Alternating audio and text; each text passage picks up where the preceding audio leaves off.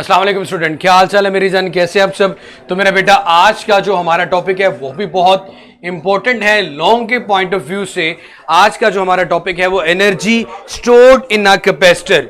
आप लोगों ने जैसे कि ये बात पढ़ी हुई है कि ग्रेविटेशनल फील्ड में ग्रेविटेशनल एनर्जी भी होती है, ग्रेविटेशनल पोटेंशियल एनर्जी भी होती है।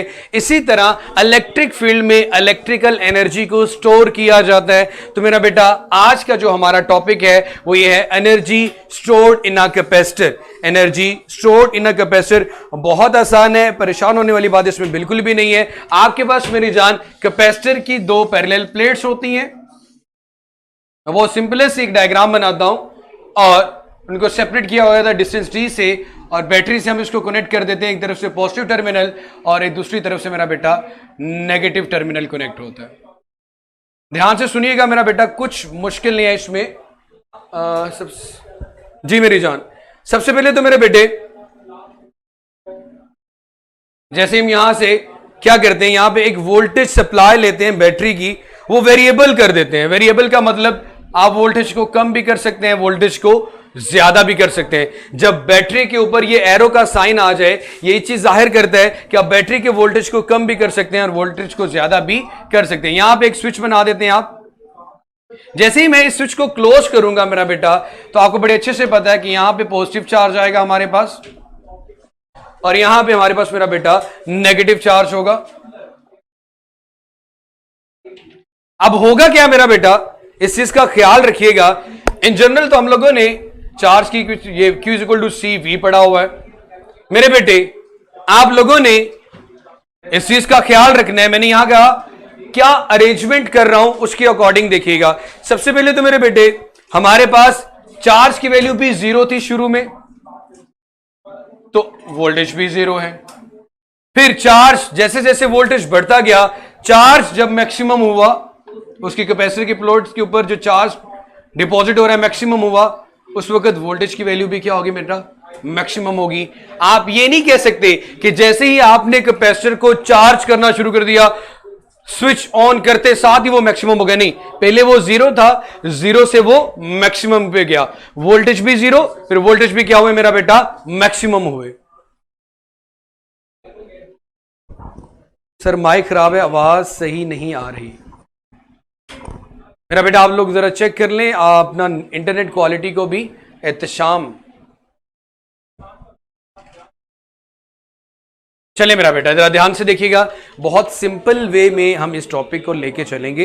एक कैपेसिटर की प्लेट के ऊपर एनर्जी स्टोर कैसे होती है या एनर्जी का रिलेशनशिप कैसे आता है।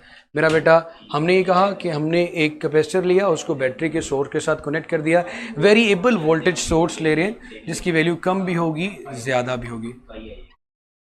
जैसे ही मेरा बेटा जब चार्ज की वैल्यू इसके ऊपर जीरो थी, कोई चार्ज नहीं था, तो मेरा बेटा V की वैल्यू भी जीरो थी। अगेन जैसे ही चार्ज मैक्सिमम हुआ, V की वैल्यू भी मैक्सिमम होगी। अब मेरी जान आप लोगों ने पहले इस टॉपिक को समझना, उसके बाद हाफिज ये जो भी मेरे भाई क्वेश्चन कर रहे हैं उसकी बात करेंगे। इस बात का मतलब ये है कि यहाँ पे जो वोल्टेज है वो कांस्टेंट नहीं है, V नॉट कांस्टेंट। इसकी वैल्यू जीरो से V तक जाती है, मतलब बढ़ती है जीरो से मैक्सिमम तक। अब मेरा बेटा हमारा जो आज का टॉपिक है, हम लोग इसमें एनर्जी कैलकुलेट करना चाह रहे हैं कि भाई चार्ज को वहां तक ले जाने में कितना वर्क करना पड़ा। वही एनर्जी हमारे पास electrical energy, energy stored in a capacitor होगी कि चार्ज को यहां तक डिपॉजिट करने में कितना वर्क करना पड़ा। और वर्क के बारे में मेरा बेटा हम लोग पढ़ चुके हैं, Q del V। Charge maximum का मतलब मेरा बेटा मैक्सिमम चार्ज कैपेसिटर की प्लेट के ऊपर जो डिपॉजिट होता है तलहा, उस चार्ज को मैक्सिमम चार्ज को डिपॉजिट करवाने के लिए कितनी एनर्जी आप लोगों को चाहिए, वो मैक्सिमम एनर्जी हमने कैलकुलेट करनी है। Energy stored in a capacitor. जी जनाब, यहां तक क्लियर है तो मेरा बेटा बताएं ताकि मैं आगे मूव करूं। Work in the form of energy हमें कैलकुलेट करना है, और आपको पता है वर्क इज इक्वल होता है Q डेल्टा V। यहां पे चार्ज की वैल्यू भी चेंज हो रही है, मैं उसके साथ भी डेल्टा Q लिख देता हूं। और जो वोल्टेज है ये मेरे पास मेरा बेटा एवरेज वोल्टेज है।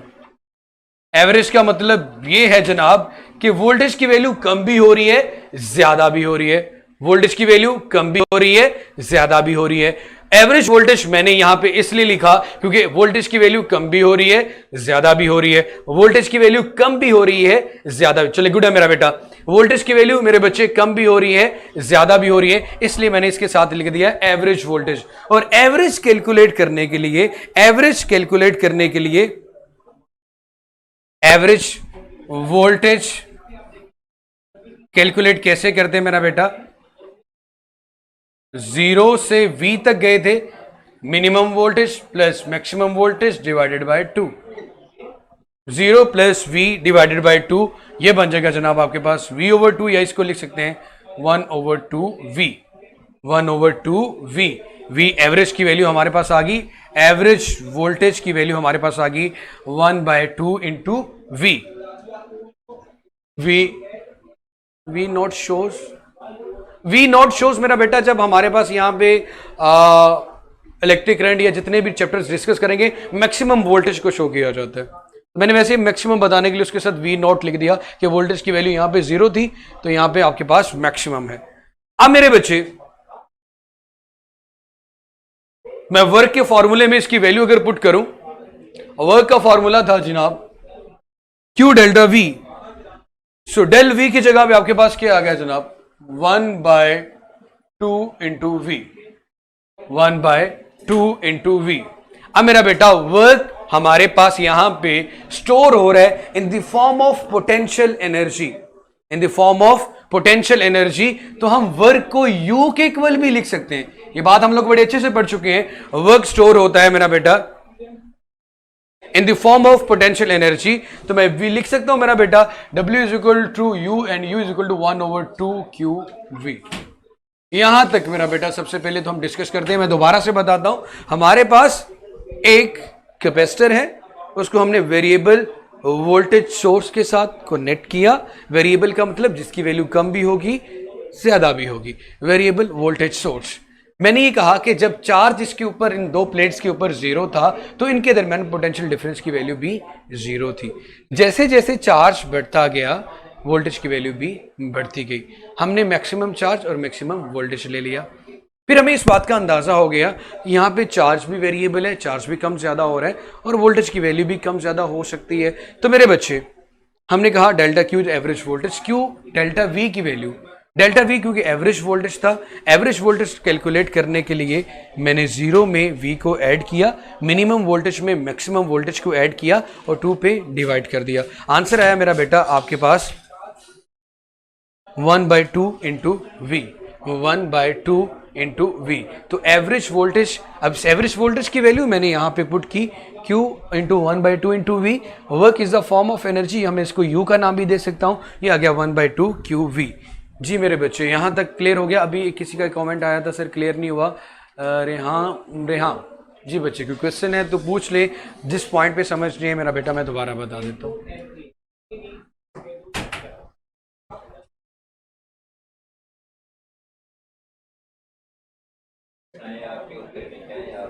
सैयद,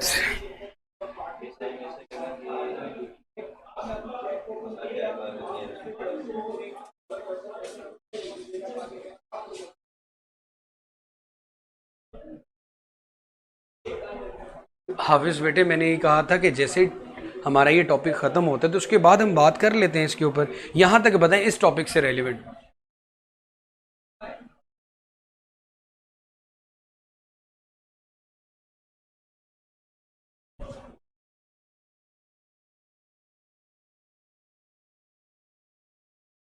चलिए गुड है मेरा बेटा। अब हमारे पास, हाँ हाफिज साहब मैं आपको वो बता दूं कि जब आपने मेरा बेटा इलेक्ट्रिक फील्ड कैलकुलेट करना होता है between two charge parallel plates, तो आपने देखा हुआ था सिग्मा ओवर समथिंग आ रहा था। तो यहाँ पे मेरा बेटा सिग्मा और एप्सिलॉन नॉट शायद आता है। तो मेरे भाई ये आपके पास सिग्मा जब ई की वैल्यू डिक्रीज हो रही थी, इसका मतलब ये भी डिक्रीज हो रहा है, ये बताया था कल। चलिए गुड है।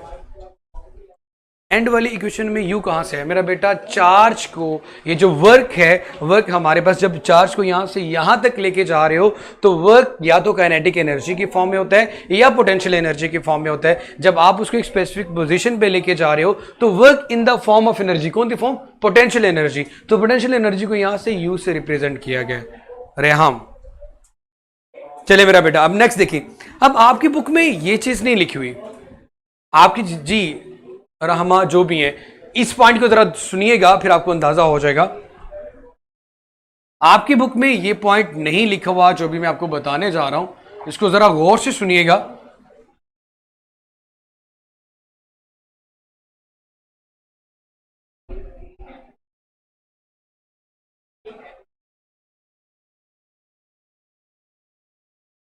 मैं क्योंकि ये जगह यूज करना चाह रहा था इसलिए मैंने इसको रेस कर दिया। पॉइंट कौन सा है जरा ध्यान से सुनना मेरा बेटा, सारे लोग इस पॉइंट को जरा ध्यान से सुनना। बैटरी अगर कनेक्टेड रहती है, एक्सटर्नल बैटरी अगर कैपेसिटर के साथ कनेक्टेड रहती है, इस बात को ध्यान से सुनिएगा, आपका कॉन्सेप्ट क्लियर हो जाएगा कि क्यू कब चेंज होता है या वी कब चेंज होता है। ध्यान से सुनना, अगर बैटरी कनेक्टेड रहती है, इस बात का मतलब है यहां पे जो प्रोवाइडेड वोल्टेज है वो कांस्टेंट रहेंगे, सेम रहेंगे, V की वैल्यू कांस्टेंट रहेगी। जब V की वैल्यू कांस्टेंट रहेगी तो मेरा बेटा फिर हम क्या देखते हैं, फॉर्मूला क्या बनेगा? U is equal to 1/2 QV। V की तो हम चेंज नहीं कर सकते, लेकिन Q किसके इक्वल होता है मेरा बेटा? CV के इक्वल। Q किसके इक्वल होता है मेरा बेटा? CV के इक्वल। तो मैं Q की जगह पे CV लिखता हूं, 1/2 CV इंटू V। तो फॉर्मूला क्या बन गया मेरा बेटा? 1/2 CV स्क्वेयर, जैसे कि आपकी बुक में भी गिवन है। U is equal to 1/2 CV square. Energy हमारे पास आ गई 1/2 CV। If the battery is connected, तो ये कॉमन सेंस है कि पोटेंशियल डिफरेंस मेरे पास मेरा बेटा सेम रहेगा, कांस्टेंट रहेगा। V की वैल्यू को मैंने वैसे फिक्स ही रहने दिया, Q को लिख दिया CV के लिहाज से। सो मेरे बच्चे 1/2 CV स्क्वेयर बन गया energy stored in a capacitor. यहां तक क्लियर है मेरा बेटा? अब मैं बताता हूं डिस्कनेक्टेड बैटरी। अगर बैटरी को डिस्कनेक्ट कर दिया जाए, डिस्कनेक्टेड बैटरी, मैंने कहा ये पॉइंट आपकी बुक में नहीं लिखा हुआ इसलिए बता रहा हूं ताकि आपका कॉन्सेप्ट क्लियर हो जाए। डिस्कनेक्टेड बैटरी में जो चार्ज ऑलरेडी उसकी प्लेट के ऊपर था वो तो सेम ही रहेगा, इसका मतलब, लेकिन जो वोल्टेज है वो चेंज हो जाएगा। सो मैं लिख सकता हूं Q is equal to constant. जो ऑलरेडी वहां पे चार्ज मौजूद है उसमें किसी किस्म का कोई फर्क नहीं पड़ेगा, Q की वैल्यू कांस्टेंट रहेगी। अब मेरे बच्चे जब Q कांस्टेंट रहेगा तो Q को हम नहीं छेड़ेंगे, V की वैल्यू देखेंगे। अगेन वही formula, U is equal to 1/2 QV। V हमारे पास उसी फॉर्मूले से V किसके इक्वल आएगा? Q ओवर C के इक्वल। V किसके इक्वल आएगा मेरा बेटा? Q ओवर C के इक्वल, CV के इक्वल। यहां से आपने पुट किया Q ओवर C, तो ये जनाब बन गया आपके पास 1/2 के Q square over C energy. दो केसेस मैंने डिस्कस किए मेरा बेटा। इस एनर्जी को कैलकुलेट करने के लिए पहले एक जनरल फॉर्मूला निकाला 1/2 QV। अगर बैटरी कनेक्टेड है, अगर बैटरी कनेक्टेड है तो वोल्टेज कांस्टेंट रहेंगे। हमारे पास ये आ गया 1/2 QV। Q is equal to होता है CV के इक्वल, तो ये बन गया मेरा बेटा 1/2 CV स्क्वेयर। और अगर बैटरी डिसकनेक्टेड है तो कांस्टेंट Q रहेगा, तो V की वैल्यू निकाली यहां से Q is equal to CV से। सो Q ओवर C, तो वो फॉर्मूला बन गया U is equal to 1/2 QC square, जो कि आपकी बुक में नहीं है, लेकिन अब आपको ये चीज क्लियर होनी चाहिए कि अगर ऐसा हो जाता है तो मेरा बेटा हम इसमें कैसे वेरिएशन करेंगे।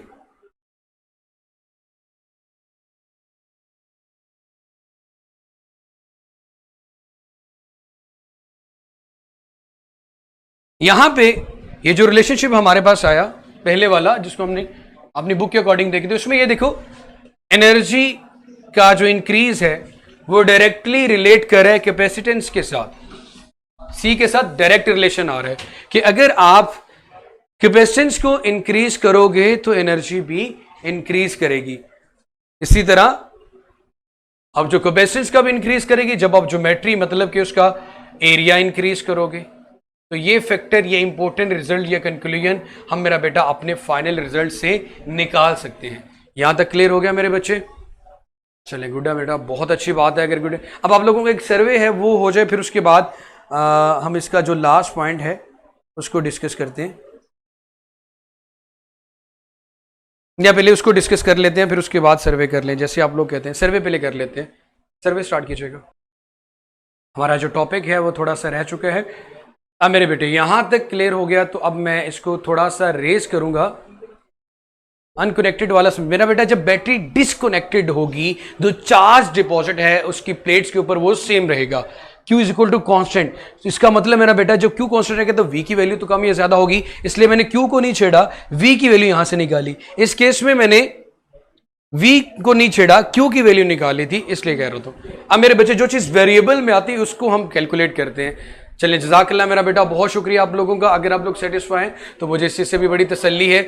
अब आ जाते हैं मेरी जान हमारे पास नेक्स्ट, इसी में ही कुछ चेंजिंग करनी है। हमारे पास क्या रिलेशनशिप आया, क्या फाइनल रिलेशन आए, उसके अकॉर्डिंग मेरा बेटा कुछ थोड़े से चेंज है हमारे पास। मेरा बेटा बुक के according U is equal to 1/2 CV square आ रहा है। अब मेरा बेटा हम कैपेसिटेंस की वैल्यू जो कि दो प्लेट्स के दरमियान होती है वो होती है मेरा बेटा A epsilon nought over D। और अगर कोई डाइलेक्ट्रिक मीडियम आ जाए तो यही वैल्यू में रिलेटिव परमिटिविटी वाला फैक्टर भी ऐड हो जाता है, D आ गया। सही है जनाब। उसके बाद मेरा बेटा हमारे पास V की वैल्यू को अगर देखा जाए, सो V की वैल्यू पोटेंशियल ग्रेडियंट के अकॉर्डिंग देखी जाए तो ED के इक्वल होती है। सो जनाब ये दो वैल्यूज के बारे में किसी किस्म का कोई इशू है तो मेरा बेटा बता दें। ये क्लियर है यहां तक? C is equal to A epsilon not epsilon R over D, V is equal to ED। जज़ाकल्लाह साहब, बहुत शुक्रिया मेरा बेटे।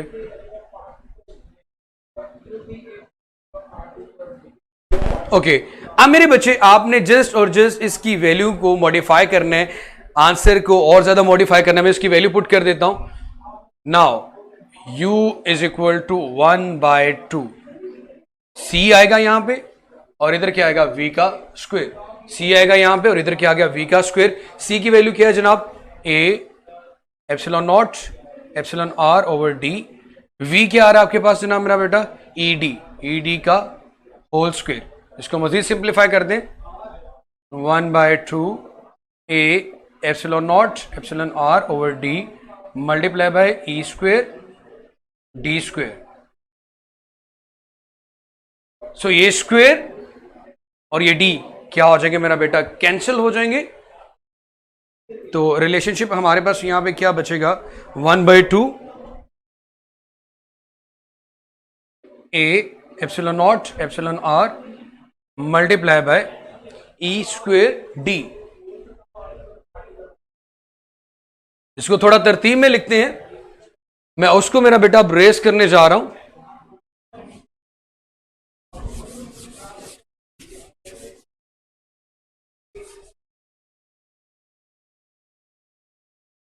तो जनाब हमारे पास थोड़ा मॉडिफाई करने से U is equal to 1/2 E square में पहले लिख लिया, मल्टीप्लीकेशन में ऑर्डर चेंज कर सकते हैं।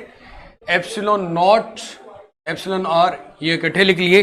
A और D क्योंकि लेंस की डायमेंशंस है, इनको मैं अलग लिख लेता हूं ब्रैकेट के अंदर AD। अब हमारे पास यहां तक तो ये इक्वेशन आ गई हमारे पास एनर्जी की। ये इक्वेशन हमारे पास किसकी आ गई मेरा बेटा? एनर्जी की। ये इक्वेशन हमारे पास आ गई मेरा बेटा एनर्जी की।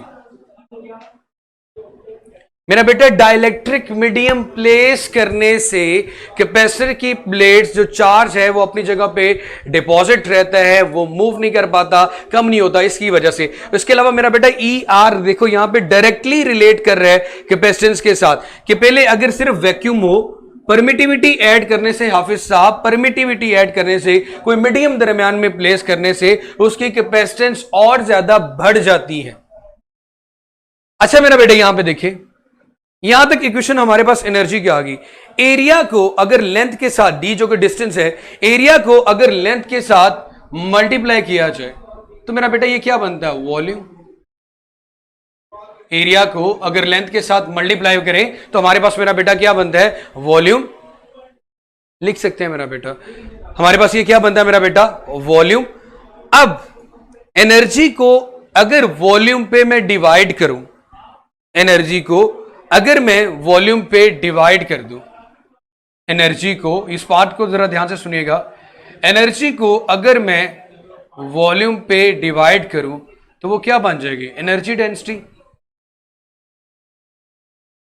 डेंसिटी वैसे क्या होती है, मैस ओवर वॉल्यूम, लेकिन एनर्जी डेंसिटी कैलकुलेट करनी हो तो एनर्जी को अगर वॉल्यूम पे डिवाइड किया जाए तो मेरा बेटा वो होती है एनर्जी डेंसिटी।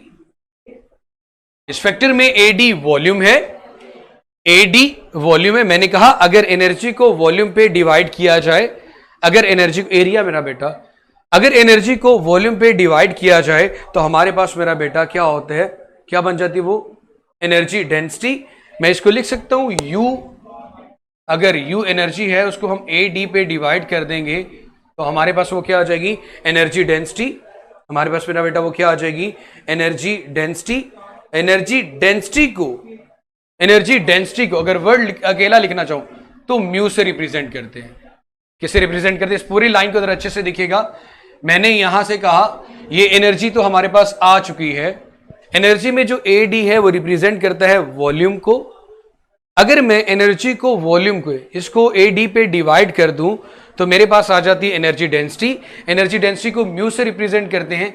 अगर आप ऊपर वाली इक्वेशन को, इस ऊपर वाली इक्वेशन को एडी से डिवाइड करते हो तो आपके पास फाइनल फिल क्या बचेगा, 1/2 ई स्क्वेयर एप्सिलॉन नॉट और एप्सिलॉन आर, क्योंकि A D divided by AD के साथ कैंसिल हो जाएगा।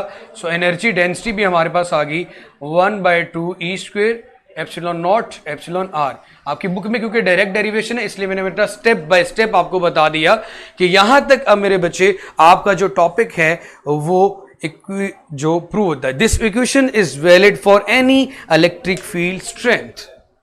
सो मेरी जान, यहां तक कोई कंसेप्ट आप लोगों को जो मुश्किल लगा हो तो मेरा बेटा बता सकते हैं। कोशिश तो मैंने यही की थी कि energy stored in a capacitor में अब आपको किसी किस्म का कोई मसला ना रहे। जी मेरे शहजादो, is it clear now?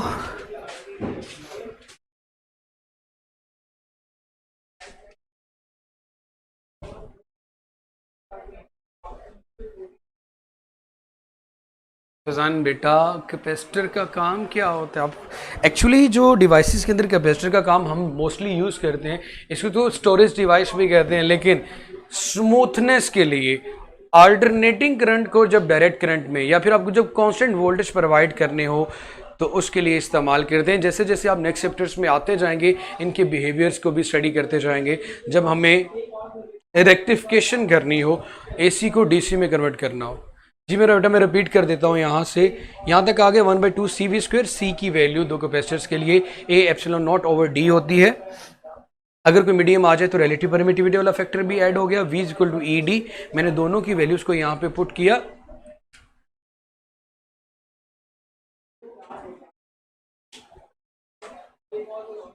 So A epsilon not वगैरह वगैरह जो सारा पुट करने के बाद यहाँ पे आ गए एडी वॉल्यूम। मेरा बेटा आपने पूछा कि वॉल्यूम, मैंने कहा अगर मुझे एनर्जी डेंसिटी कैलकुलेट करनी हो तो मैं उसको, जी मेरा बेटा, एनर्जी डेंसिटी कैलकुलेट करनी हो तो हम उसको किस पे डिवाइड करेंगे, वॉल्यूम पे। ए और डी, एरिया और लेंथ, एरिया को लेंथ के साथ मल्टीप्लाई किया जाए। देखो 3 लेंथ हो तो मेरा बेटा वो वॉल्यूम बनाती है, लेंथ ब्रेड्थ हाइट। 2 हो तो वो एरिया बनाती है। तीसरी के साथ मल्टीप्लाई कर दिया तो ये वॉल्यूम बन गया। अब मैंने कहा जब एनर्जी को, ये एनर्जी है, एनर्जी को वॉल्यूम पे डिवाइड करें तो उसे कहते हैं एनर्जी डेंसिटी। हमारे पास एनर्जी यू है, वॉल्यूम एडी है, इसको डिवाइड करेंगे तो हमारे पास एनर्जी डेंसिटी क्या आ रही है, म्यू। म्यू से रिप्रेजेंट करते हैं। ये मेरे पास एनर्जी की इक्वेशन है। इस पूरी इक्वेशन को मैंने डी पे डिवाइड कर दिया, यू ओवर डी, जो कि किसके इक्वल है, म्यू के इक्वल। और इस इक्वेशन को पूरी को जब एडी पे डिवाइड करेंगे, एडी के साथ कैंसिल हो गया, एनर्जी डेंसिटी इक्वल आ गई मेरा बेटा 1/2 ई स्क्वेयर एप्सिलॉन नॉट और एप्सिलॉन आर के इक्वल। क्लियर हो गया मेरा बेटा? ये जिस मैना ने कहा था कि समझ नहीं आया सर, वहाँ के बाद